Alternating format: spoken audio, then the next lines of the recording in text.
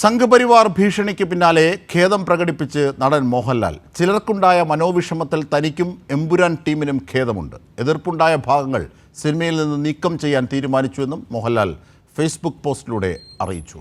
മോഹൻലാലിന്റെ പോസ്റ്റ് പൃഥ്വിരാജും പങ്കുവച്ചു. ആദ്യം കാണാൻ റിപ്പോർട്ട്. എമ്പുരാൻ സിനിമയ്ക്കെതിരെ സംഘപരിവാർ നടത്തിയ വിദ്വേഷ പ്രചരണത്തിനും ഭീഷണിക്കും ഒടുവിലാണ് നടൻ മോഹൻലാലിന് ഖേദം പ്രകടിപ്പിക്കേണ്ടി വന്നത്. സിനിമയുടെ ആവിഷ്കാരത്തിൽ കടന്നു വന്നിട്ടുള്ള ചില രാഷ്ട്രീയ പ്രമേയങ്ങൾ ചിലർക്ക് മനോവിഷമമുണ്ടാക്കിയതിൽ തനിക്കും എമ്പുരാൻ ടീമിനും ആത്മാർത്ഥമായ ഖേദമുണ്ട്.